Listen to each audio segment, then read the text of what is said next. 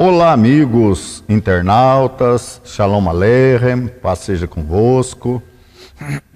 Estamos dando início a nosso curso Shiur Conversão, aula de conversão. E vamos procurar atender a todos aqueles que estão conosco já no curso de conversão e aqueles que irão daqui para frente ingressar nesse curso. A nossa ideia, eu até gostaria que fosse colocado o número, Shiur Conversão 1, 2, 3, para facilitar a vida de quem vai entrar depois que o curso já tiver começado. Então nós vamos começar o nosso curso, o Shiur Conversão, a aula de conversão, e vamos apresentar para vocês maneira prática, bem clara, o mais clara possível, para que vocês possam evoluir no processo de conversão. Uma outra coisa importante é que nós estaremos enviando para vocês, é muito importante que vocês se comuniquem conosco, estaremos enviando para vocês um cadastro. Vocês vão preencher esse cadastro, respondendo todas as perguntas, podem responder sem medo. A ideia das perguntas é a gente conhecer você, para poder te ajudar. Como cada caso é um caso, então por isso elaboramos um questionário longo, com várias perguntas, que você deve responder de maneira resumida, para que a gente possa te atender, tá certo?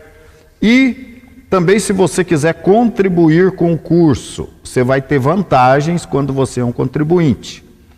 Vantagem, por exemplo, de receber o material impresso em PDF, de ter um atendimento mais imediato, enfim, e você vai estar nos ajudando. Bom, conosco aqui nós temos, aqui à minha esquerda, o Yaakov, que é nosso Razan aqui na Beit Oher David, Curitiba, vai estar nos ajudando aqui, e também aqui do nosso lado direito, o nosso irmão Rosh, vai ser Rosh, se Deus quiser, né? Amém. O Pinehas também faz, Razan, é nosso Razan também, nos ajuda muito. Até eu tô meio enrolado, meio nervoso aqui. Até parece que eu... Né, que é a primeira vez que o senhor Primeira vez, mas faz de conta que é, né? Primeira vez, pelo menos, no curso. Então, com esses dois companheiros, nós iremos, então, procurar atender vocês.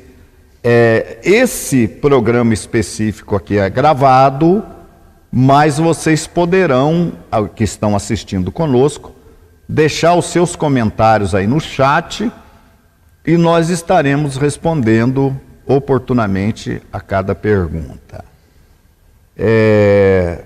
Yaakov quer dar uma saudação para os nossos... Shalom, Rabino Shai, Shalom, Pinehas, Shalom, queridos e amados irmãos que nos acompanham nessa nova etapa, nesse novo curso, nesse shiur de conversão. Espero que possamos todos nós aqui atender às vossas expectativas, porque o nosso maior desejo é aproximar todos quantos querem, não somente da fé judaica, né, mas principalmente do judaísmo de Yeshua, o nosso Mashiach. Pinehas. Shalom a todos. Com muita alegria que estamos participando aqui nessa primeira aula do Shiur para conversão e espero que todos possam aproveitar o aprendizado que nós estaremos aqui tendo agora nesse momento. Obrigado. Bom, meus amigos, nós vamos começar falando com vocês inicialmente do que é Israel. Veja bem, o nosso curso de conversão, Shiur Conversão, é um curso de conversão ao judaísmo? Sim. Ao judaísmo tradicional? Não. É um curso de conversão ao judaísmo do primeiro século, ao judaísmo de Yeshua, crido, vivido e ensinado por Yeshua e seus Shalirim, os seus apóstolos, então vivido no primeiro século. Tá? Não é um curso ao judaísmo tradicional. Queremos deixar isso bem claro para que alguém não nos questione. Vocês estão fazendo conversão ao judaísmo? Não estamos fazendo conversão ao judaísmo. Estamos ensinando o judaísmo, sim, de Yeshua, tá? Que crê em Yeshua, da nova aliança. E para nós começarmos a explicar isso para vocês, nós temos que falar um pouquinho sobre a nação de Israel, não é? Nós sabemos que do começo do mundo até Abraão Avino, Abraão nosso pai, não existia a nação de Israel. Por que a nação de Israel veio a existir? Porque as nações, desde o Éden, a formação das nações, não aceitaram servir o Deus de Israel, o Deus verdadeiro, vamos dizer assim. Não aceitaram. Procuraram seus caminhos, seus deuses, seguir aquilo que estava nos seus próprios corações. Então Deus chama Avraham Avino, o pai Abraão, um gentil, né? Até então não havia judaísmo, não havia povo de Israel, e faz de Abraão o pai, então, de todas as nações, e promete estabelecer ali, através de Abraão, um povo sacerdotal. Eu vou pedir para o Pinehas ler para nós aqui em Êxodo, capítulo 19, versículos 5 e 6, o texto que vai falar quando Deus propõe esse pacto já para a própria nação de Israel. Vamos lá então. Êxodo 19, 5. Agora, pois, se diligentemente ouvirdes a minha voz e guardardes a minha aliança, então sereis a minha nação, propriedade peculiar de todos os povos, porque toda a terra é minha, e vós me sereis reino de sacerdotes e nação santa. São essas as palavras que falarás aos filhos de Israel. Então veja, Israel é chamado como o quê? Como nação sacerdotal. O que significa? Então, a função do sacerdote é aproximar, né, o povo ou as nações do único e verdadeiro Deus. Nesse caso, o Deus de Israel. O papel de uma nação sacerdotal, eu diria também, é ser intermediária. Né? Justo. Qual que é o papel do intermediário? Você não tem acesso direto, vamos dizer, ao governador do estado do Paraná. E você precisa falar com o governador. Tem que ser com ele. Mas você conhece uma pessoa que é chegada do governador. Então você vai falar com essa pessoa e essa pessoa vai falar com o governador. Ou o governador vai te receber direto ou vai te dar uma resposta através dessa pessoa. Então essa pessoa está exercendo o que seria um papel sacerdotal, tá? Um papel intermediário. Então, eu estava dizendo no começo que, no princípio, Deus não precisou de nação sacerdotal. Sim. Todo homem tinha acesso a Deus.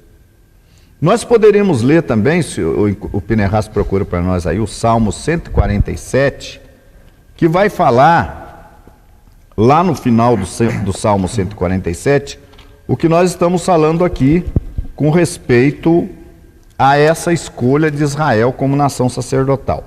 Vamos ver aí, verso 19 e 20.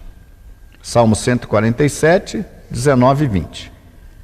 Mostra a sua palavra a Jacó e as suas leis e seus preceitos a Israel.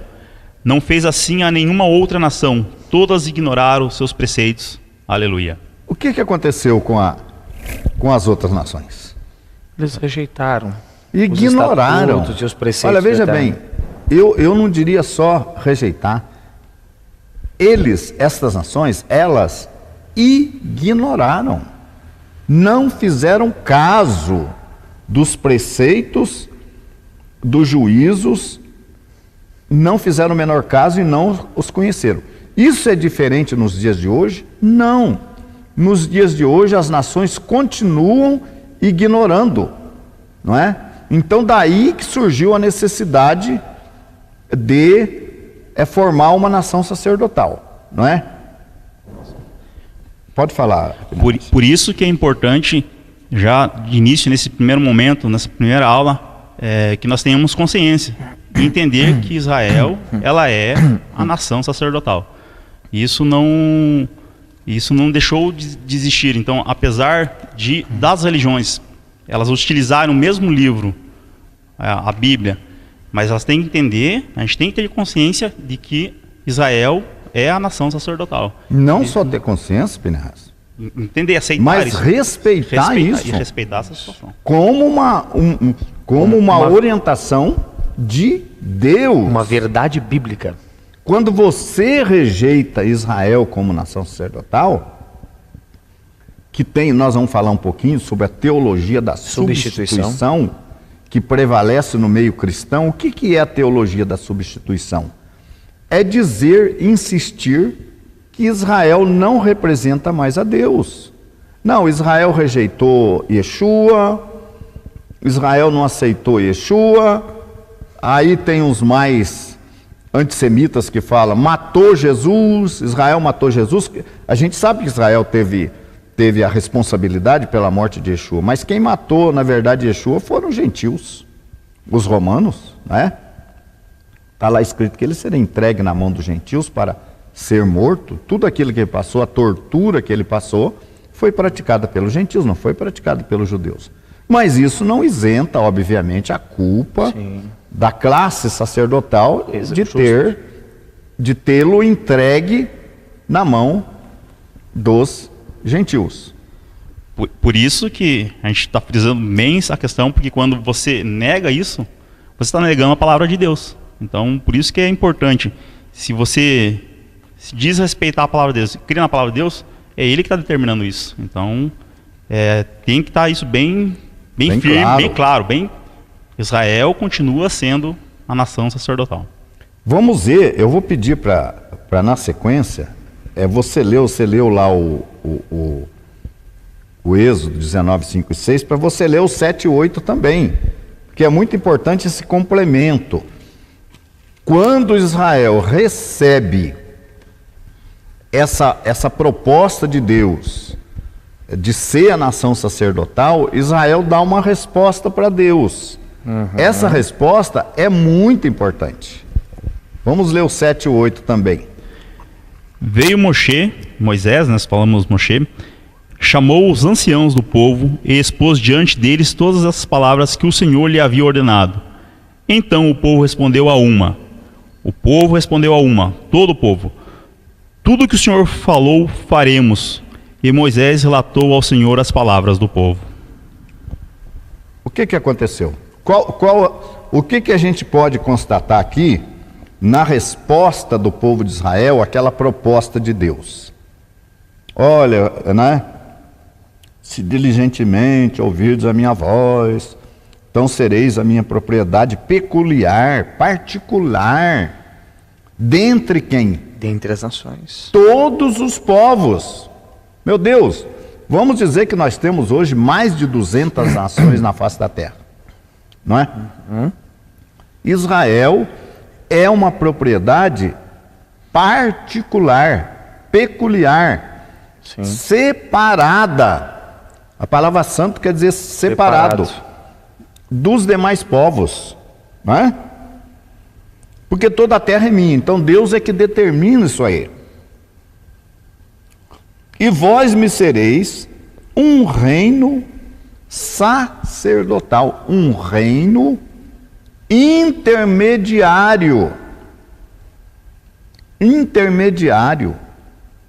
Então, pode ter Estados Unidos, China, Japão, Rússia, Paraguai, Uruguai, enfim, Alemanha.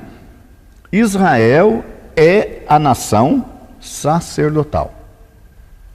E é povo santo, povo separado.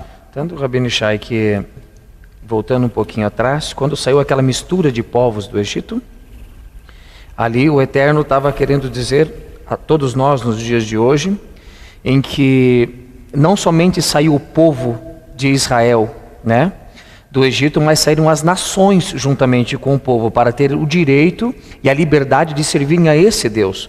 Mas, como diz o texto, as nações rejeitaram os estatutos e os preceitos de Deus.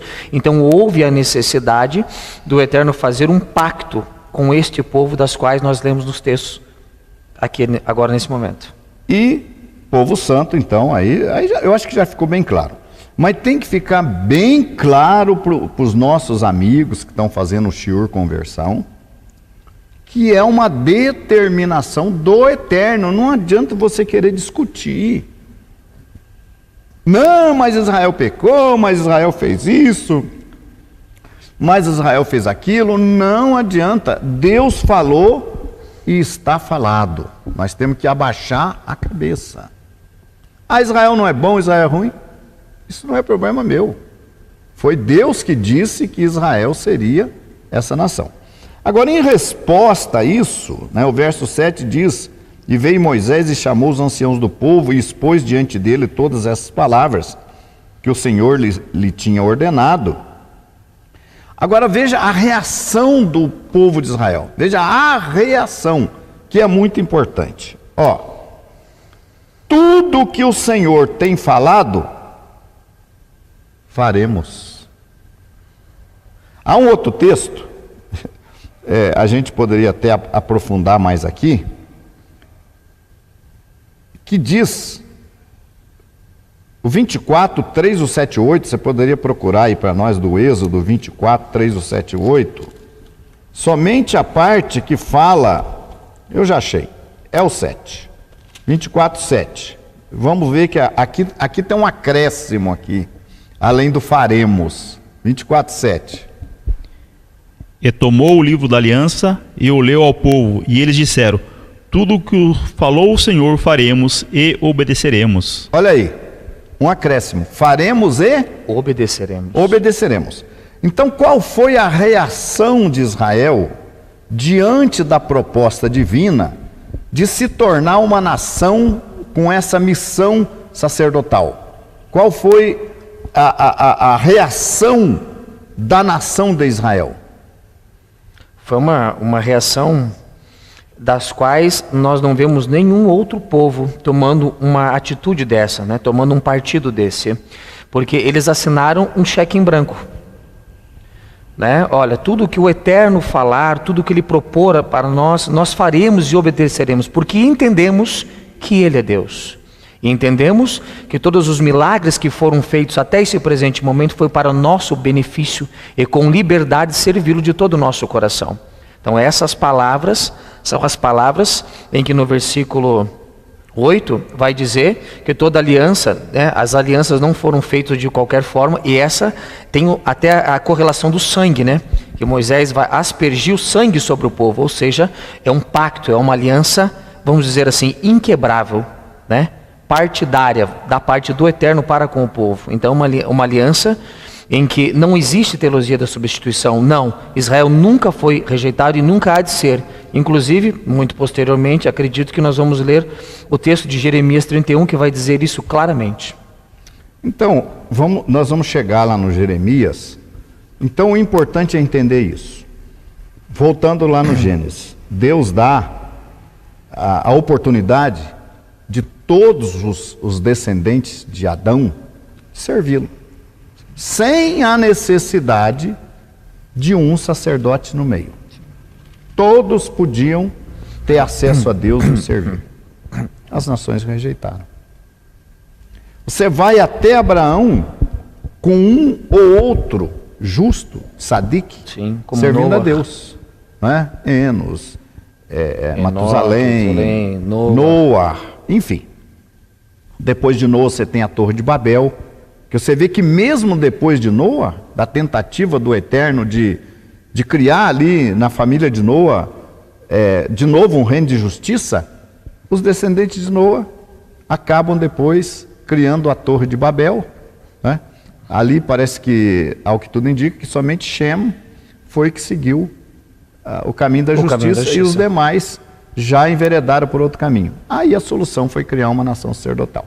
Deus cria essa nação, Essa nação se compromete, faremos e obedeceremos. Se não obedecer, tem punição, como o nosso povo vive sob punição até a data de hoje, espalhado entre as nações, tem punição, mas é a nação sacerdotal, tá? Para sempre. Não é assim que é uma nação sacerdotal. Eu estou vendo um versículo aqui que está em Isaías 61:6. Mas vós sereis chamados sacerdotes do Senhor, e vos chamarão ministros de nosso Deus. Comereis das riquezas das nações, e na sua glória vos gloriareis. Isso aqui é no futuro, no reino vindouro, nos dias do Mashiach. Israel vai ser recolocado na sua posição, né, de liderança total como nação sacerdotal. Plena, né? Entenderam? Então, agora nós vamos ler Jeremias 31 a 33. Vamos lá. Texto importantíssimo. É importante para os nossos amigos que estão fazendo o curso de conversão entender. Olha, vocês que estão fazendo o curso de conversão são bem-vindos, mas tenham em mente uma coisa. Para vocês entenderem direitinho, vocês vão ter que abrir mão de tudo que vocês aprenderam. Vocês não vão abrir mão da fé em Deus que vocês adquiriram lá desde o começo.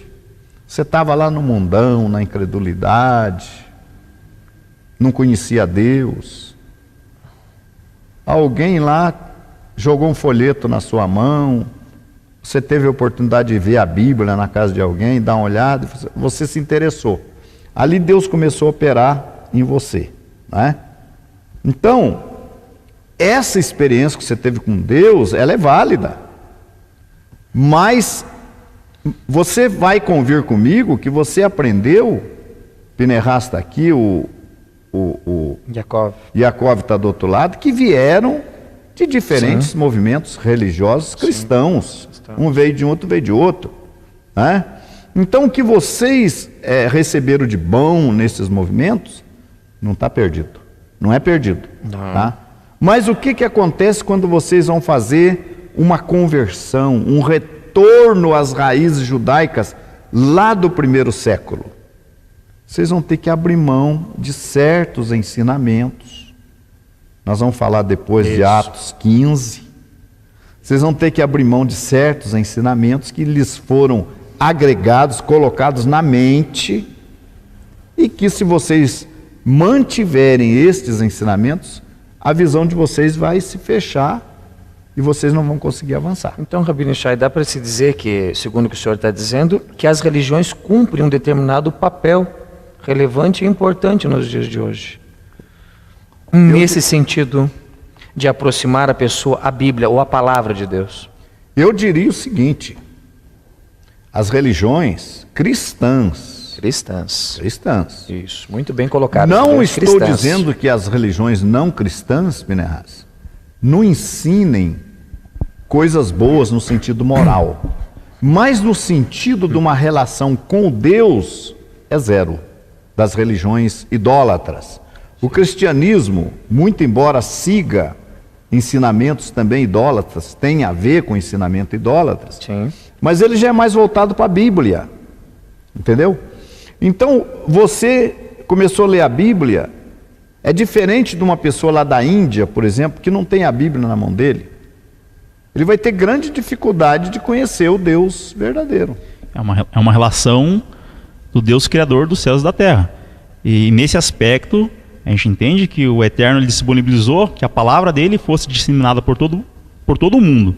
Então, nessa questão das religiões que se utilizam do livro sagrado do povo de Israel, é muito mais interessante, muito mais fácil fazer essa conversão ao judaísmo de Yeshua.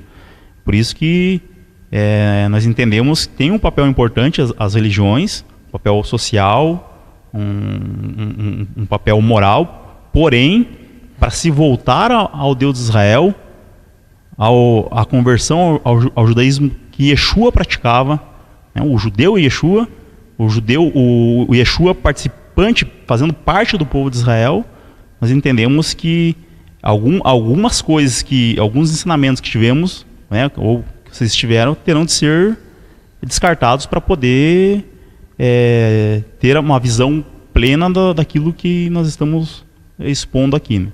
Por isso essa questão primeira de falar sobre o povo de Israel, reconhecer o povo de Israel como nação sacerdotal, e nos demais temas que nós iremos abordando adiante.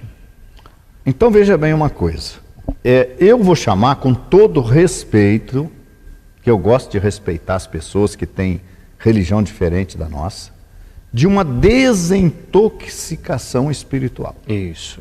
Então você vai fazer um tratamento de saúde? Vai. Quer emagrecer? Enfim, vai ser recomendado que você faça uma desintoxicação.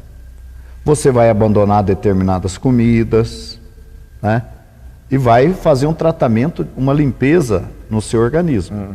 Assim também é no plano espiritual. A pessoa vai fazer uma desintoxicação, vai manter aqueles alimentos bons, mas aquele que não serve ele vai abandonar, para que ele possa aprender, né? Nós começamos já do começo. Primeiro reconhecer o povo de Israel como uma nação sacerdotal. Agora nós vamos em Jeremias 31 a 33 e nós vamos aprofundar mais um pouco no assunto. Vamos lá. Vamos lá. Eis aí, vem dias, diz o Senhor, em que firmarei nova aliança com a casa de Israel e com a casa de Judá. Não conforme a aliança que fiz com seus pais no dia em que os tomei pela mão para os tirar da terra do Egito, porquanto eles anularam a minha aliança, não bastante eu os haver desposado, diz o Senhor. Porque essa é a aliança que firmarei com a casa de Israel depois daqueles dias, diz o Senhor. Na mente lhe imprimireis as minhas leis, também no coração lhas escreverei. Eu serei o seu Deus e eles serão o meu povo.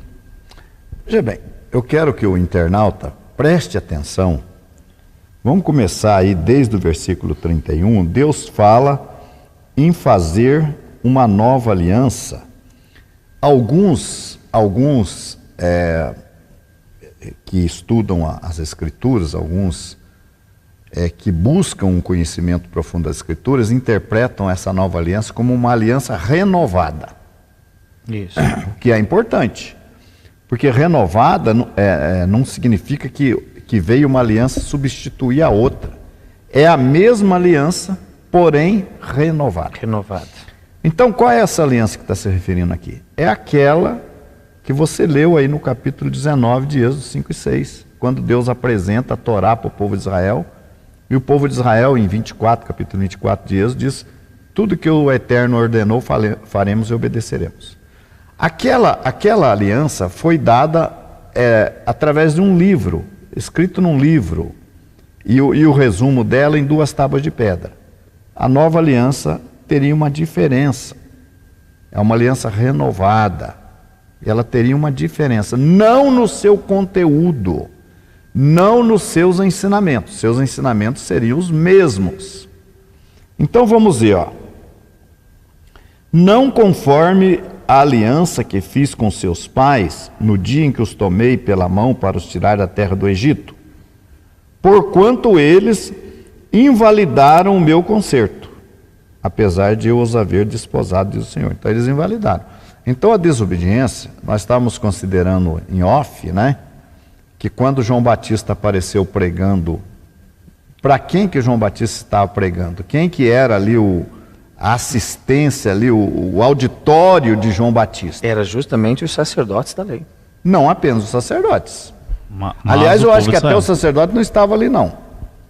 Quem estava ali? O povo de Israel. O povo de Israel, né? O povo de Israel estava ali. Então, o que João pregava? Arrependimento. Você pregar arrependimento para o povo de Israel? Parece estranho, não parece? Pregar arrependimento. Imagina você ir num segmento cristão e falar: eu vim aqui pregar para vocês se arrepender dos seus pecados. O que vai acontecer com você lá? Vai te chamar de louco, né? Você tá louco. Pregar arrependimento para nós? E, no entanto, o Yohanan, que foi o mediador da nova aliança, como é que diz o que vem antes? A O voz precursor, a voz que clama no deserto. Precursor de Mashiach, que veio dando os primeiros passos no sentido da nova aliança, ele pregou arrependimento para o povo de Israel. Ali não tinha gentios ali. Talvez se tivesse algum soldado de Roma observando ali o movimento, mas o público de Yohanan, de João Batista, era o povo de Israel recebendo uma mensagem de arrependimento e até dizendo da árvore, né? A árvore que não produzir bom fruto será cortada e lançada ao fogo. Tem uma hora que João se exalta um pouquinho ali e chama eles de raça de víboras. Isso. No Lucas, no capítulo 3, ele está dizendo raça isso. de víboras ali. Arrependei-vos, né? Para que sejam apagados os vossos pecados. Então João vem introduzindo a nova aliança para o povo de Israel. E a sua mensagem era tão profunda que chegavam a dizer a ele, né? Tu és o Cristo, ou tu és o Mashiach? Ele dizia, não, mas vai vir um outro após mim, que vos batizará com fogo e com ruach. Eu acho interessante que nós vamos ter essa oportunidade de estudar com o nosso internauta aqui. Por que Yohanan fala da vinda do ruach, do Espírito Santo, batizando os seguidores de Yeshua, os seguidores, os israelitas que criam na nova aliança. Por que eles deveriam receber o ruach? Mas isso é um tema para frente, para a gente considerar. Né? Então o que você vê aqui, voltando no texto aqui, que ele diz o seguinte, né? Mas esta é a aliança, 33, que farei com a casa de Israel depois daqueles dias, diz o Senhor. Porei a minha lei, no texto, no original hebraico, está escrito Torati. O que quer dizer a palavra Torati? Minha lei. Minha Torá. Minha Torá. Minha Torá. Está escrito Torá aqui. Eu lembro que eu tive um debate com um pastor lá no Caribe, e ele falou, lá está escrito My Law. Eu falei, está escrito My Law na sua versão em inglês, mas em hebraico está escrito Minha Torá, Torati. Então veja, colocarei a minha Torá no seu interior e a escreverei no seu coração. Então, nesse aspecto, ela foi diferente daquela primeira, da aliança feita ali em Horebe. Porque ali a lei foi dada num rolo, a lei foi lida, a lei foi dada num rolo, a lei foi dada em tábua de pedra, mas agora ela seria colocada onde? No interior, na mente. Na mente ele não ia toda hora, deixa eu ver o que está escrito lá na Torá. A Torá ia estar também, além de escrita no Sefer, no rolo, estaria também colocada na mente. Isso é a nova aliança. Fazendo um paralelo do que o senhor está falando, é como a Brit Milá física e a Brit Milá no coração. Ou seja, o homem tinha que ser circuncidado fisicamente, mas tinha que tirar, o que significa Brit Milá? Retirar o prepúcio, então retirar o bloqueio do coração do homem. Então não bastava somente o homem ser circuncidado na carne, teria que tirar bloqueios de dentro dele, aquilo que impede dos mandamentos adentrarem dentro dele e fazer ele uma nova versão de si mesmo a cada dia. Muito bom, gostei do bloqueio aí, achei interessante, né? Então veja, porei a minha Torá no seu interior e a escreverei no seu coração, e eu serei o seu Deus, e eles serão o meu povo. Uma vez, gente, vamos meditar, gente. Olha, o que se fala hoje em Novo Testamento e Nova Aliança, hoje, não tem nada a ver com o que está escrito aqui. Hoje, Nova Aliança hoje é entendido como um segmento religioso que não tem nada a ver com a Torá, com a lei. Pelo contrário, está liberado de cumprir a lei. A lei foi abolida, a lei não está vigorando mais. Até a palavra Novo Testamento ou Velho Testamento é pejorativo. É para denegrir o sentido de que existe um novo. Então o velho é ultrapassado. Deixamos o velho de lado e sigamos o novo. essa venha a ser uma das teologias da substituição. Exato.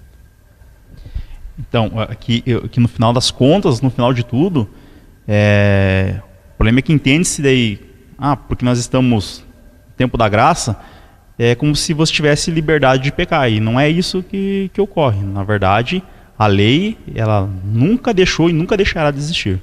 A Torá. Então, Pinehas, é mais ou menos assim, você tem uma empresa, né? Você, vamos dizer, não sei se seu pai é vivo, o seu pai tem uma empresa. Seu pai é o gerente da empresa. E a empresa está dando prejuízo. As coisas os funcionários não estão trabalhando direito, estão fazendo tudo errado. Você está levando prejuízo, está tendo que devolver o dinheiro para o cliente. Aí o seu pai um dia chega em você e fala assim: ô Pinehas, eu vou passar a direção da empresa para você, meu filho, tá? Sob nova direção. Está com o Pinehas agora, o filho. Aí o Pinehas chama os empregados e fala: gente, vai haver uma nova legislação aqui dentro da empresa. Nós vamos fazer uma mudança aqui e tal dentro da empresa. Vai ser uma nova empresa, tudo vai funcionar, vocês vão ter as instruções tudo na cabeça, no coração, como é que vocês vão ter que agir para a empresa progredir. Tá? Aí os empregados seus piora. Aí que piora. Aí que eles não atendem mais os clientes, não faz serviço direito. Aí quando você chega neles, eles vão falar para você: não, nós estamos na nova orientação, na nova instrução. Eles estão na nova instrução, Pinehas? Não estão. Aquilo ali é a nova instrução? Não, eles estão fazendo o que der a telha, né? Melhorou ou piorou? Piorou. Então, ou você não é uma pessoa capaz, porque você, supostamente, o teu pai te colocou no lugar dele para melhorar a empresa, ou os empregados têm que ser tudo demitido. Não é verdade? Ou não entenderam o que foi falado, que é o que a gente está falando aqui. Exatamente. Se Deus falou que ia fazer uma nova aliança com a casa de Israel, com a casa de Judá, era para piorar ou para melhorar? É muito... João Batista chegou lá pregando para o povo pecar mais ainda do que estava pecando, foi isso que João Batista fez? Meus amigos, vocês estão aqui, são bem-vindos, meus irmãos israelitas. Nós não estamos mais debaixo da Torá, viu? Estamos na graça agora. Vocês observam o sábado, não precisa mais, estamos na graça. Tem restrições alimentares que a Torá manda? Tem. Liberado, o que entra pela boca não contamina o homem. Isso é nova aliança, Pinehas? Não, isso não. O que vocês dizem para mim? Não tem como ser, né? Até porque o que determina o que é um erro ou o que é um pecado é a própria lei. Retirando a lei, supostamente, dizendo-se que a graça vai superabundar a lei, não é lógico, não tem nexo você afirmar uma coisa dessa, porque não havendo lei, não há o conhecimento do pecado. Então vivemos na graça para pecar? É essa nova proposta que o Eterno vem dar ao seu povo? De maneira nenhuma. Então não é nova aliança. Então não é nova aliança. Nós temos que admitir, com todo respeito, né, que essa nova aliança que é difundida pelo cristianismo não é nova aliança nenhuma. Não. Isso aí é uma... jogou por terra tudo, toda a Torá, piorou muitas vezes mais. Não é verdade? Sim, com certeza. Então você vê que Deus ainda fala assim: vai ser diferente daquela, porque eu vou colocar ela no coração de vocês. Sim. Eu vou escrever essa aliança no coração de vocês. Isso aí você falou agora há pouco aqui de uma circuncisão no coração. Isso. Circuncisão no coração, ela provoca obediência a Deus maior, ela tira o bloqueio espiritual e faz você obedecer mais a Deus. E foi o que João veio pregando. E não era a classe sacerdotal mesmo, o senhor tinha razão, era o povo. O povo. Né? Isso, agora você veja bem uma coisa. Voltando um pouquinho aqui no 31, fala que essa nova aliança, isso que vem dias, diz o Senhor, que farei uma nova aliança, uma aliança renovada. Com quem essa aliança? Com a casa de Israel e com a casa de Judá. Judá. E agora? Pois é. Cadê os gentios? Onde estão as nações aqui? Onde estão as nações aqui? Teria Deus decidido não ter mais nada com as nações? Porque até ali, as pessoas das nações, as pessoas, não a nação inteira, as pessoas das nações podiam se converter. Sim. Então tinha todo um processo, que nós vamos falar sobre isso, que antes de um gentio se converter, ele tem que se tornar um estrangeiro. O que é um estrangeiro? Alguém que está mais próximo de outra nação. Isso. Então, antes do gentio se converter, ele tinha que se tornar um estrangeiro. Certo? Para que depois pegue o estrangeiro uma cidadania daquele país, vamos assim dizer. Exatamente, primeiro estrangeiro. E aqui, aparentemente aqui, acabou. Sim. A aliança aqui é com a casa de Judá? E com a casa de Israel. Acabou. E agora? Não vamos entrar no mérito das casas, né, da separação Não, das tribos, não, né? não. Mas é com a casa de Israel, Com Israel. e com a casa de Judá. Com Israel. Israel. Casa de Judá é casa de Israel por causa da divisão, 10 tribos, 2 tribos. Tá? Mas vamos falar em Israel como um todo. Todo. Então, até porque aquele que entende que essa é uma nova aliança, ele tem que entender que essa nova aliança é feita com a casa de Israel e Joá. Então, assim, se ele não faz parte dessa casa, essa nova aliança também não seria com ele. Então não tem como fugir disso, entende? Porque, digamos, Pinehas, que Deus tivesse dito aqui, não conforme aquela aliança e tal, eis que vem disso que farei uma nova aliança, uma aliança renovada com a casa de Israel, com a casa de Judá e com os gentios.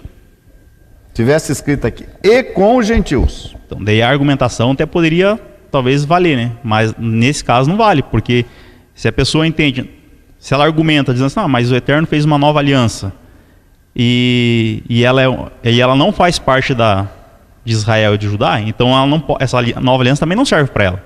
Então é isso que ela tem que ter em mente. Ela não pode utilizar o texto, mas o Eterno fez uma nova aliança.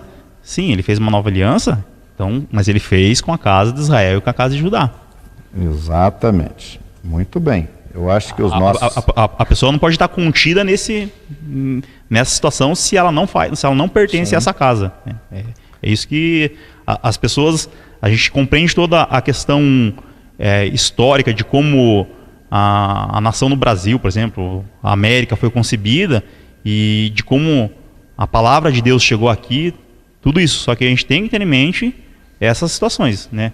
A aliança que o Eterno faz e a nova aliança que ele faz com a casa, ele preserva, sim, o sacerdócio. Com certeza. Seja, aqui ainda isso não muda. Aqui ainda continua o texto que nós lemos antigamente, outrora, que eles são a nação sacerdotal. O sacerdócio nunca se afastou de Israel. Aqui não está explícita a participação dos gentios. Eu gostaria que fosse colocado aí de tempo em tempo, acredito que o nosso técnico está fazendo, aí os nossos dados para contato, para informações, WhatsApp, telefone da nossa instituição, para que vocês possam, mesmo tendo aí embaixo no escrito, vocês possam ter esse acesso, tá? Mas vamos continuar então, e agora eu convido para a gente ir em Romanos 11. Porque agora que nós vamos esclarecer a questão do não-judeu. Nós vamos esclarecer agora, a partir de agora, a questão do não-judeu, que não aparece na profecia de Jeremias 31.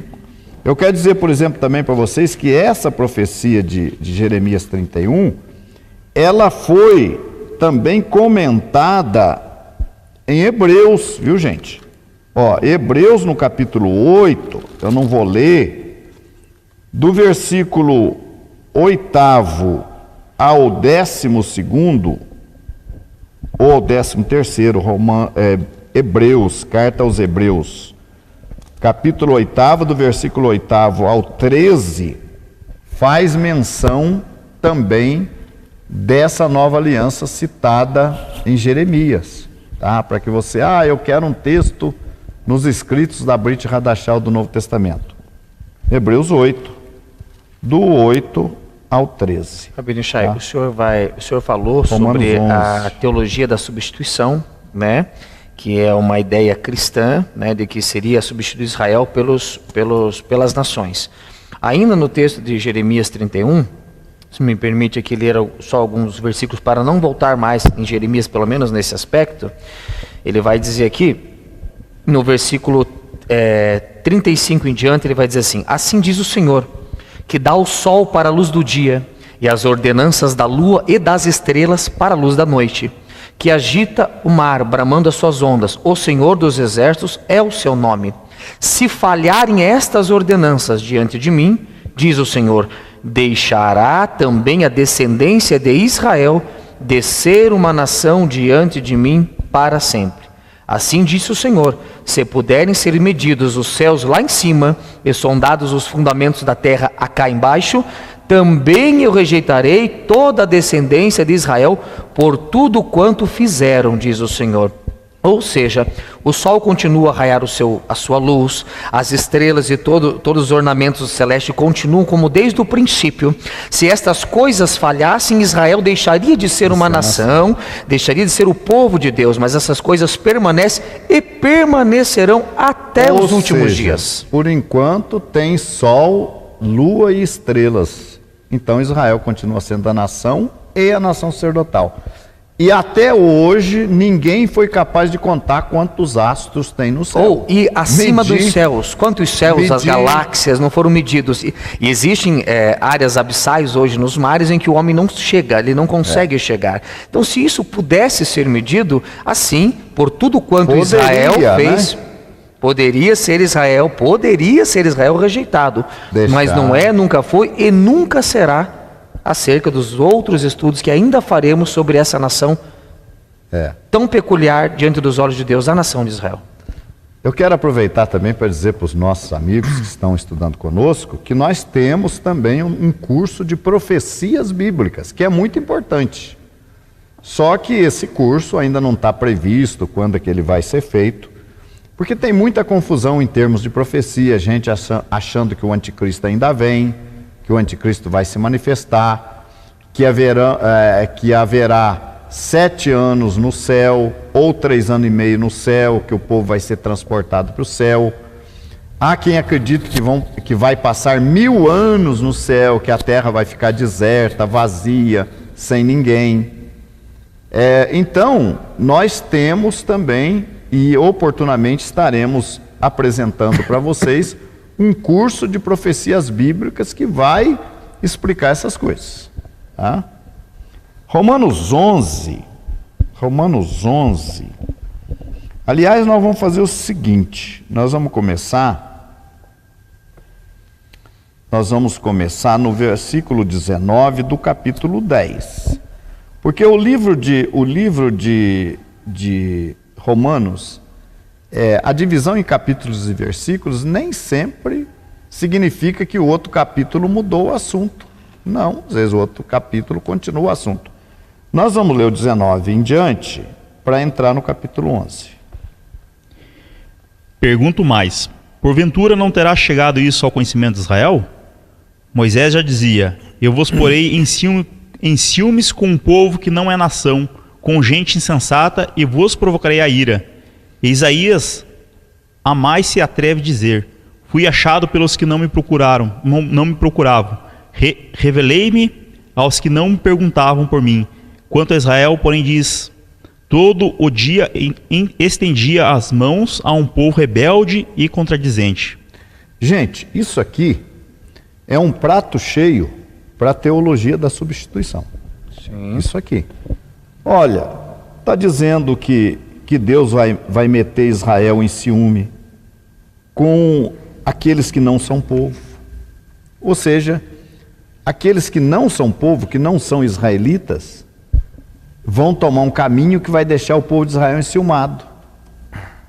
A teologia da substituição se apoia aqui em cima disso aqui.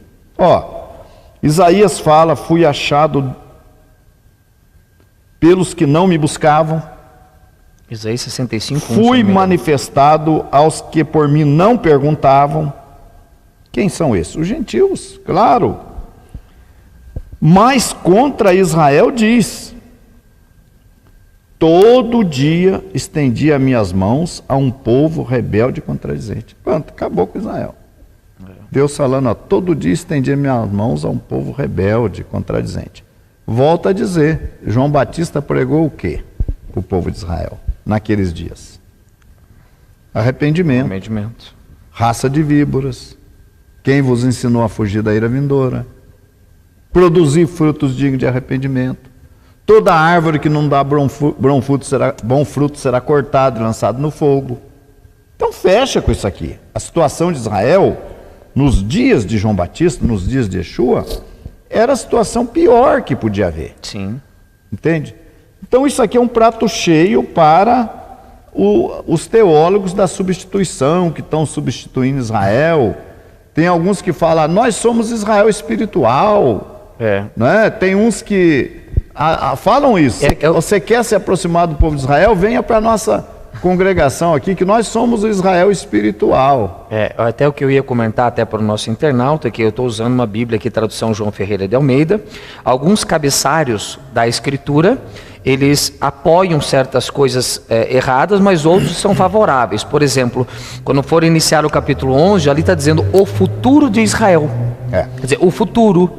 Mas ali eles vão dizer assim, tá vendo? Mas é Israel espiritual. Aí cai no comentário do Rabino Shai. Não é verdade. Então, por isso, nesse aspecto, nós temos que entender o texto no contexto. Não se pode pegar, por exemplo, essa primeira parte que foi lida e entender ela com uma teologia de substituição, porque o apóstolo Paulo ele vai estar realmente agora questionando esse texto que foi lido anteriormente. Contexto. Porque é o contexto da Escritura. Então, porque se não lê o contexto, diz alguns teólogos, você arruma um pretexto para a loucura do seu pensamento. Então, um texto fora do seu contexto é um pretexto para heresia. Então, gente, veja bem.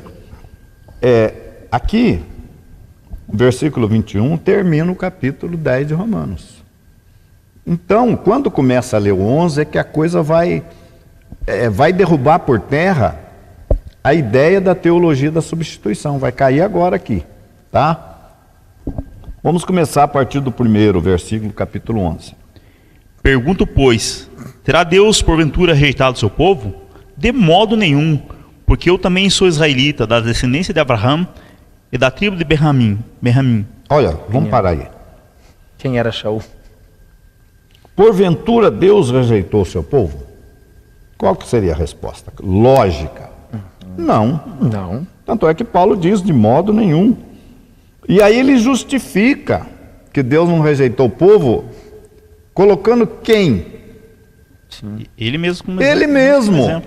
Se ele rejeitou o seu povo, o que eu estou fazendo aqui? Por acaso eu não sou israelita? Não, de modo nenhum. Porque também eu sou israelita. Da descendência Ele não rejeitou, eu sou israelita, gente. Eu sou Paulo, Shaul. Eu não sou gentil, eu sou israelita. Né?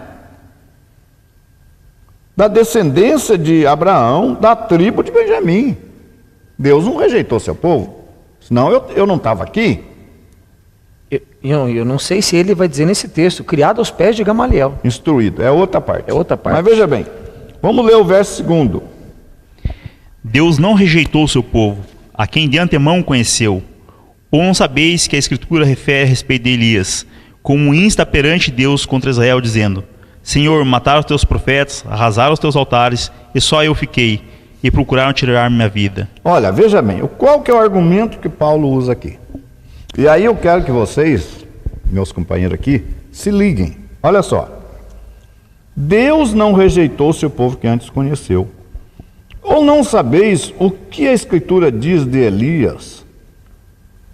Como fala Deus contra Israel, por causa dos pecados de Israel. O que aconteceu com Elias? Elias se sentiu sozinho, não foi? Isso mesmo. Estava lá no monte e falou, só sobrou eu. Acabe. Todos os outros meus companheiros morreram. O povo de israelita está tudo corrompido. Não, ali não tinham morrido totalmente. Ali era a corrupção de Acabe. Né? Aí o que fala aqui? Senhor, verso 3. mataram os teus profetas. Isso aqui foi Elias que falou. Isso. Senhor, mataram os teus profetas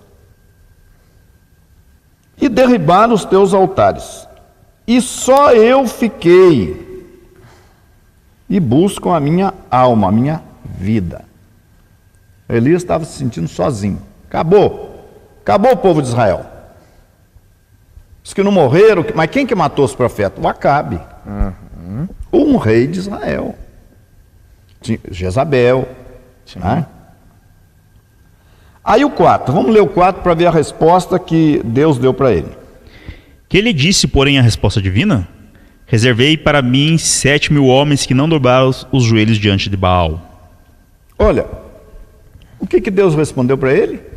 Você não está sozinho. Você não está sozinho. A nação de Israel ainda vive. Ainda tem o quê? 7.000. 7.000. O povo de Israel ainda vive. Você não está sozinho. Ame Israel, Rai. Ame Israel, Rai. O povo de Israel vive. Lê outro verso.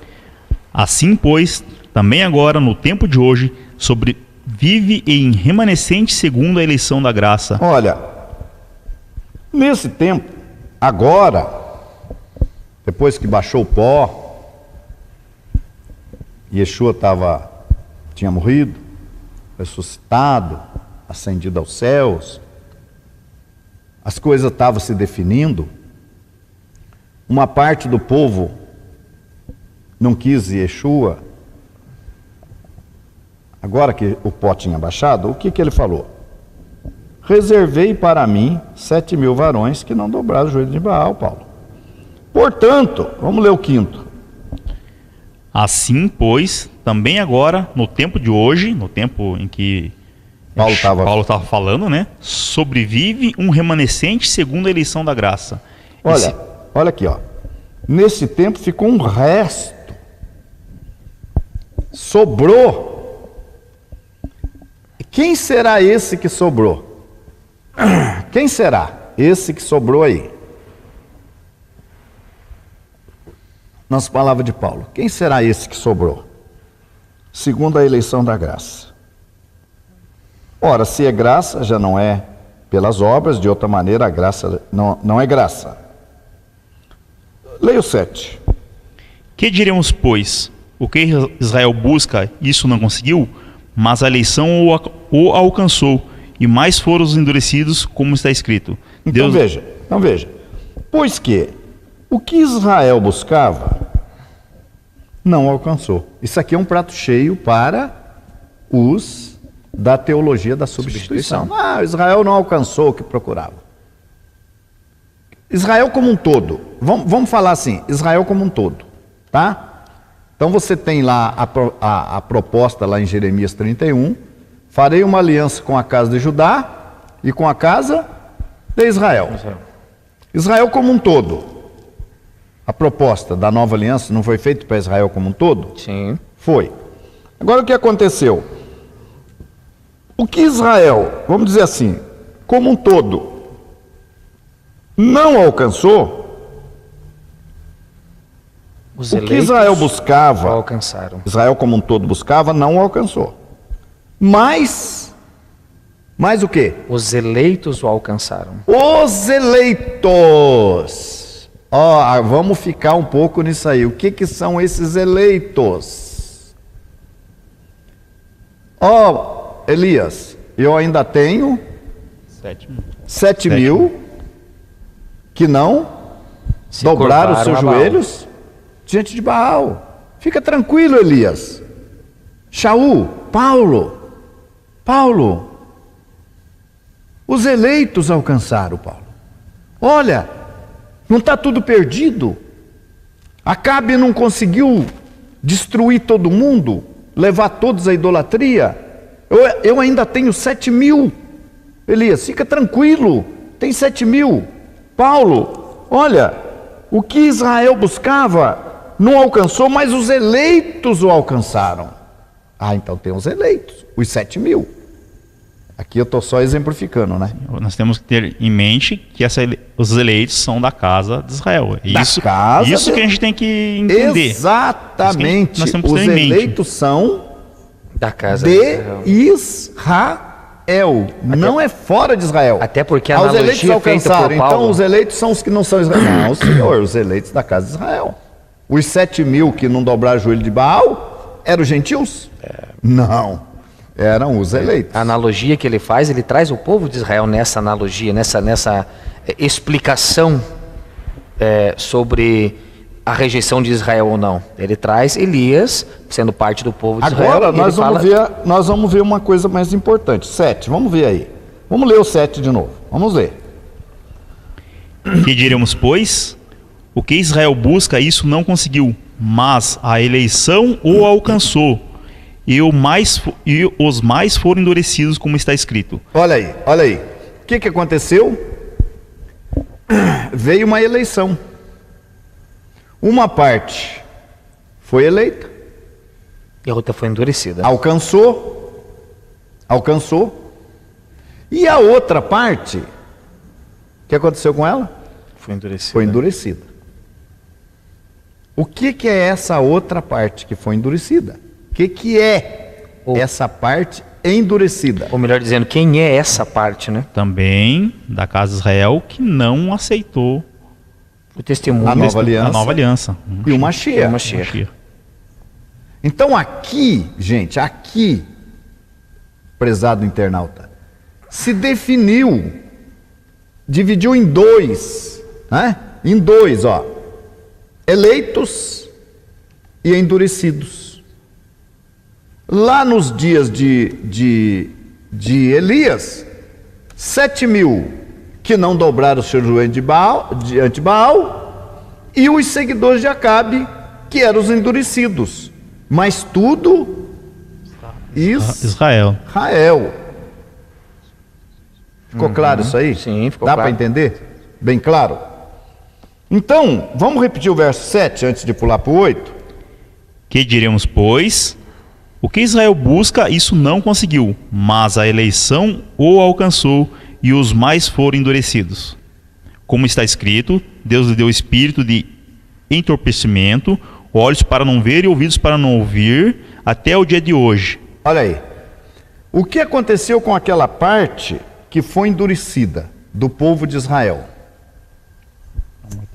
O Eterno lhes deu espírito de entorpecimento e olhos para não ver e ouvidos para não ouvir, até o dia de hoje. Até o dia de hoje. Então, esse até o dia de hoje é interessante. Quando você está dormindo... Também é o contexto Agora cabe uma pergunta aqui, para vocês dois. Quando você está dormindo, você está morto? Não. Está morto, Jacob? Não está morto, não. Então, o que aconteceu com os não eleitos aqui? Os não eleitos. Estão dormindo. Dormindo. Não consegue ver? Não consegue ver. E nesse caso... fazem parte da casa de Israel. Faz parte da casa. Aqueles que ficaram com Acabe continuaram sendo Israel. Estava desobedecendo a Deus, fazendo um negócio errado, mas era Israel. Esses aqui endurecidos ficaram num estado de profundo sono, ainda fala profundo, que é quando não adianta. Às vezes uma pessoa, quando está num sono profundo, às vezes você chega, bate na pessoa, ela não acorda. Não acorda, não é? Como faz o Jacob aqui, joga um pouquinho de água, joga, né? Um pouquinho de água, eles acordam. Acorda, né, Jacob? Então isso é muito importante. Vamos continuar lendo. 9 e 10, vamos ler. E diz Davi: tornar-lhe-se-ás a mesa em laço e armadilha, em tropeço e punição. Escureceram-se-lhes os olhos, para que não vejam, e fiquem para sempre encurvadas suas costas. Olha aí. Encurvado. O que acontece com uma pessoa que está encurvado? O que acontece? Só olha para baixo. Só olha para baixo, não olha para frente. Não é? Agora, o 11. É muito importante o 11 para aqueles que se apegam à teologia da substituição, para dizer que Israel foi substituído por gentil, que a gente já está provando que não foi. Mas vamos ler o 11. Pergunto, pois, porventura tropeçaram para que caíssem? De modo nenhum, mas pela sua transgressão veio a salvação aos gentios, para pô-los em ciúmes. Lembra lá do capítulo 10? Sim. Lá do versículo 19, que fala, eu vos meterei em ciúmes com aqueles que não são povo? Então, Lembra? é que diz que veio a salvação aos gentios. Veio. Se veio, é porque não havia. Então, o endurecimento desse segmento, esse braço judaico, esse braço israelita, dos não eleitos, o endurecimento deles, resultou no quê? Proporcionou salvação aos gentios. Aos gentios. Abriu as portas para os gentios. E isso vai estar relacionado no texto aqui agora adiante, Tá? né? Então veja, de modo nenhum tropeçaram para quê? Israel, porque aí eu quero repetir, insistir, quem eram os eleitos, que se refere aqui, quem são esses eleitos? Era Israel. Israel. Não vem me dizer que esses eleitos aqui eram os gentios. Não. Israel. Então o que aconteceu? O endurecimento, a queda, foi para que eles caíssem? Não. Não é para que esses galhos, esses ramos, esse segmento israelita endurecido, está aí para perecer, para cair. É como se estivesse no propósito de abrir as portas àqueles que querem também adentrar. E você vai ver no final do capítulo 11 aqui de Romanos, né? Vamos ver então, vamos continuar. Aí fala de incitar ao ciúme, que é o que acontece hoje. Só que hoje o povo de Israel não tem ciúme dos gentios, não, cristão. Por que o povo de Israel não tem ciúme do gentio cristão? Por quê? Talvez seja aquela parte que está endurecida ainda. Não, mas por que eles não têm ciúme? Não, está escrito aqui que eles iam ter ciúme. Ora, veio a salvação gentil para os incitar à imolação. Incitar ao ciúme.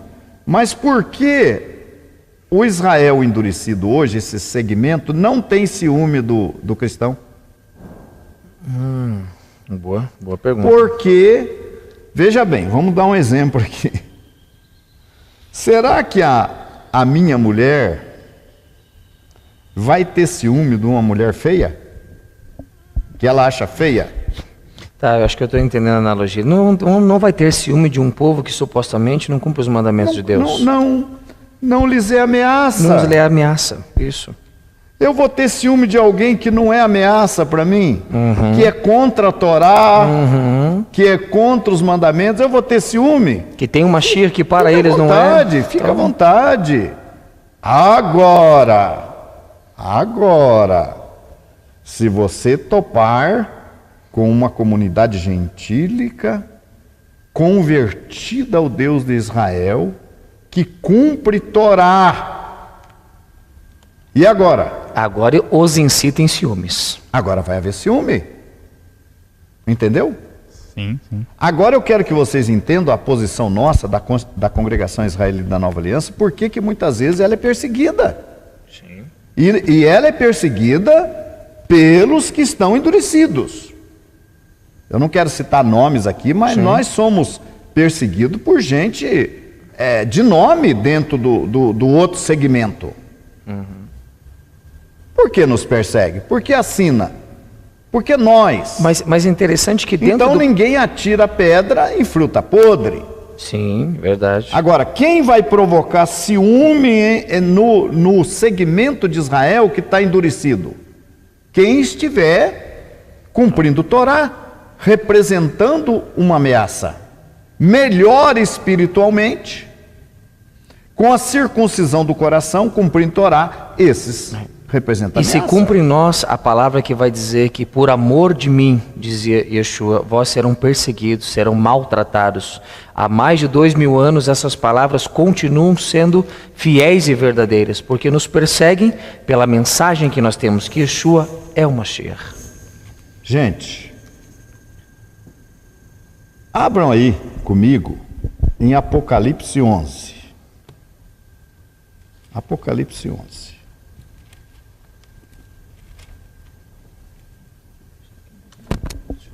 Verso 3 e 4. 11, 3 e 4. Darei as minhas 2 testemunhas que profetize por 1.260 dias, vestidas de pano de saco. São essas as 2 oliveiras, os 2 candeeiros que se acham em pé diante do Senhor da terra. Olha, tem um outro texto que fala, se não me engano, lá em Malaquias, Zacarias, dos 2 ramos da oliveira. Aqui fala, são 2 oliveiras. Veja bem, vamos voltar no começo do capítulo 11 de Romanos. O que você viu ali? Que uma parte foram os eleitos e a outra parte? Endurecidos. Endurecido. Mas de árvore diferente? Ou da mesma? Da mesma árvore. Da mesma árvore. Olha aqui aparecendo aqui esses 2 ramos da oliveira. Ó. Tem um outro texto que vai falar que são 2 ramos de oliveira. São 2 castiçais. O que isso aqui representa? Moisés e Elias. Entenderam? Moisés e Elias. Deixa eu ver se eu encontro aqui o texto. Bom, nós vamos, oportunamente, a gente esclarece aqui que essas 2 oliveiras, ou esses 2 ramos de oliveira, representam Moisés e Elias. E representa ao mesmo tempo, Pinehas, os eleitos, Elias, e os endurecidos, Moisés. Da mesma oliveira. Da mesma oliveira. Por isso, quando eu perguntei se quando alguém está dormindo, está morto, você falou o quê? Que não está. Não está. Mesmo que esteja num sono profundo. Sim, sim. Mas morto não está. Então, qual Israel que é a nação sacerdotal hoje? É Moisés, é Elias, que representa os eleitos do povo de Israel, ou é Moisés que representa o segmento que está adormecido? Qual é a nação sacerdotal hoje? A nação sacerdotal é Israel. Tanto é Elias, que profetiza, como Moisés, que não profetiza. Então, quando eu falo que nós somos Elias, que nós somos A parte profética. a parte profética, eu não estou dizendo que nós não somos Israel, nós somos Israel. Se nós somos Israel, nós fazemos parte da nação sacerdotal. Entendeu? O Israel natural, que não crê em Yeshua, que está endurecido, é a nação sacerdotal? É. Moisés representa as tradições, Moisés representa o Sefer Torá, que está aí na nossa mão, a Bíblia que está na mão nossa e de muitos aí, com pelo menos o Tanar não tendo sido alterado, é porque o povo de Israel vive. Ama Israel, Rai. Inclusive, a tradução da Septuaginta foram feitas por judeus, né? Então, o Novo Testamento foi feito por Roma. Foi elaborado durante séculos por a instituição. Mas a escrita, a linguagem e o testemunho são de israelitas. É do povo judeu. Então, Rabino Ishai, mas pro nosso amigo, nosso que está se chegando agora, que entrou na aula do curso de conversão, para ele entendendo agora essa questão de Israel sendo a nação sacerdotal, como que ele pode entender o adentrar do gentio? Exato, é o que vai continuar na sequência, não é? Na sequência, nós vamos ler aí, até por causa do nosso tempo, eu acho que esse tema de Romanos 11 vai ter que continuar. Vamos ler mais um pouquinho aí do versículo 13 em diante, que é agora que vai entrar. Dirijo-me a vós outros que sois gentios, visto, pois, que sou apóstolo dos gentios, glorifico o meu ministério para ver se, de algum modo, posso incitar a emulação os do meu povo e salvar alguns deles. Ele fala de novo aí no ciúme, né? Fala no ciúme. E do povo dele, né? Ou seja, dele. dos israelitas, Mas ele fala com ciúmes. quem agora? Com os gentios. Gentios, tá? Vamos continuar então aí. Só quero fazer um adendo aqui em relação à carta aos Romanos. Shalu Hashaia emitiu algumas cartas a algumas comunidades judaicas, né, algumas comunidades, e a comunidade de Romanos, ela era basicamente uma comunidade de maioria, nesse ponto da história já é uma comunidade formada, só que ela é de maioria gentios, por isso que ele está escrevendo aqui aos gentios, né? de maioria gentios com minoria de judeus, em que alguns dos gentios estavam, de certa forma, pressionando os judeus. Como na carta de Gálatas, que ele escreve, é o contrário. É uma comunidade judaica de maioria judeus que estavam forçando os gentios a fazer a circuncisão. Os gentios. Então, assim, essas características daquilo que a gente vai falando, a gente tem que ter em mente para entender o contexto. Por isso que agora a gente fica bem claro, assim, quando ele está falando a respeito do povo de Israel, falando aos gentios para entenderem. Israel continua sendo a nação sacerdotal. Seria isso. Bom, vamos continuar então. O senhor fez uma observação muito boa, né? No caso dos Gálatas, é uma pressão dos judeus para com os gentios. De alguns judeus que perturbavam, de acordo com Atos 15, perturbavam os gentios. E aqui era dos fazendo gentios. Coisa errada, porque os gentios que frequentavam a sinagoga não eram pressionados a ser circuncidados, né? E agora aqui o que nós vemos? Nós vemos também gentios agora, como está sendo dito, que a maioria era romana, gentios desprezando os judeus, se achando, se julgando, né? Gentios dentro da comunidade, nós vamos falar no próximo programa, gentios enxertados dentro da comunidade, mas que estavam desprezando os judeus. Aí Paulo entra, vamos ler rapidamente os versículos seguintes. Você leu o 14, né? Sim. Vamos ler o 15. Porque se o fato de terem sido eles rejeitados trouxe reconciliação ao mundo, que será o seu restabelecimento, se não vida dentre os mortos? E se forem santas as primícias da massa, igualmente o será a sua totalidade. Se for santa a raiz, também os ramos o serão. Se porém alguns dos ramos foram quebrados, e tu, sendo oliveira brava, importante entender que aqui a oliveira brava são os gentios que foram enxertados, fossem enxertados em meio deles, e tornasse participante da raiz e da seiva da oliveira, não te glories contra os ramos, porém se te gloriares, sabe que não é só tu que sustenta a raiz, mas a raiz a ti. Dirás, pois, alguns ramos foram quebrados para que se fosse enxertado. Bem, pela sua incredulidade foram quebrados. Tu, porém, mediante a fé estás firme. Não te ensoberbeças, mas teme. Porque se Deus não poupou os ramos naturais, também não te poupará. Considerais, pois, a bondade e a severidade de Deus para os que caíram. Tá aí, vamos dar uma explicaçãozinha rápida aí a respeito disso. Vamos ver aqui. Me empreste seu microfone um pouquinho, porque se tiver com problema meu, a gente continua no ar. Você veja bem uma coisa, né? O 15, né? O 16. Se as primícias são santas, também a massa o é. E se a raiz é santa, também os ramos o são.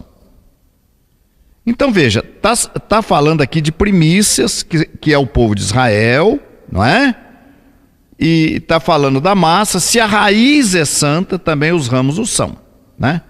Então, mesmo os ramos, Pinerras, que foram cortados, quebrados, vamos dizer assim, são santos.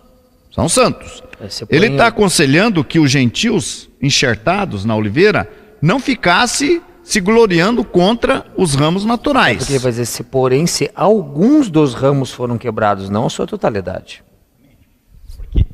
Porque permanece a raiz, permanece a planta, alguns ramos foram quebrados e outros enxertados. Então, bom, nós estamos tendo algumas dificuldades, mas eu acho que esse microfone está funcionando. Tá, está. Então veja bem uma coisa. O verso 18, o 17. Se alguns dos ramos foram quebrados, e tu, sendo zambujeiro, foste enxertado em lugar deles, o gentil é enxertado, o gentil passa a fazer parte dos eleitos enxertados em Israel. Entendeu? O gentil tem que ser enxertado em Israel para ele ser parte. Senão não adianta. E se ele é enxertado no lugar do Israel endurecido, não te glories por causa disso. Não te glorie contra eles. E se contra eles te gloriares, não és tu que sustenta a raiz, mas a raiz a ti. Dirás, pois, os ramos foram quebrados para que eu fosse enxertado. Tá? Então, o gentil é enxertado. Agora, quando uma coisa, um galho é enxertado no outro, o Pinehas, ele tem que produzir o mesmo fruto. Sim. E qual fruto esse galho, esse gentil, esse zambujeiro enxertado na oliveira, tem que produzir? O ramo quebrado está lá no chão, não tem obrigação de produzir azeitona. Ele está no chão, não está seco, não está morto, não está dormindo. Agora você, gentil, enxertado no lugar dele, você tem que estar vivo, você tem que estar produzindo oliveiras, azeitonas. Sim. E você tem que produzir o mesmo fruto dos eleitos, que é o Israel eleito. Entenderam? Então não existe isso de que o gentil continua gentil. Tem uma teoria que diz, você é gentil, você está enxertado. Como é que está enxertado se você não está cumprindo Torá, se você é até proibido de cumprir Torá? Até porque na continuação do texto, ele vai dar uma advertência para os gentios aqui, né? Ele vai dirás, pois, porque alguns dizem, os ramos foram quebrados para que eu fosse enxertado. Israel foi quebrantado, agora eu fui enxertado, mas enxertado no quê? Onde? Na oliveira. Eu falava agora há pouco aqui com o Pinehas, das duas oliveiras que citam em Apocalipse 11, que são as duas testemunhas. Uma Elias, que é a parte profética. Muita gente pergunta, por que o Israel natural que está aí não prega? Porque ele não é Elias, ele é Moshe, é Moisés. Ele representa a Torá, as tradições. Então ele não prega. Entendeu? Quem prega é o profeta, é Elias, que é Israel. Então o Israel endurecido é nação sacerdotal? É. Representa Moisés, as tradições, os costumes, a dança, a música, né, até mesmo o Sidur que nós usamos. Então você não pode desprezar o Israel natural. Não pode. De maneira nenhuma. Não pode ser antissemita. Não pode ser arrogante. E ele vai explicar o porquê isso aconteceu. Ele vai dizer no versículo 20, bem, pela sua incredulidade foram quebrados. Tu, porém, mediante a fé estás firme. Não te ensoberbeças, mas teme. Gente, nós vamos continuar, e os nossos amigos internautas, esse tema de Romanos 11, no próximo programa. Agora eu quero falar um pouquinho de Pêssar. Excepcionalmente, esse programa, o número 1 do Shiur Conversão, está sendo gravado e colocado ao ar por ocasião de Pêssar do ano 2019.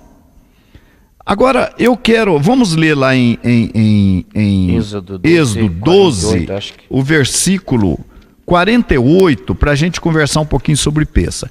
Eu sei que tem muitas pessoas que estão conosco aqui, vocês vão estar recebendo um cadastro para ser preenchido, tá? Se você não receber, você cobre lá no grupo Conversão, ou a minha ideia é incluir todos os interessados que eu tenho no grupo Conversão, para ficar todo mundo junto. Cobrem esse cadastro que vocês vão preencher, que é muito importante para a gente conhecer a situação de cada um. Vamos ler aí então, referente a Pêssar, Êxodo 12, 48.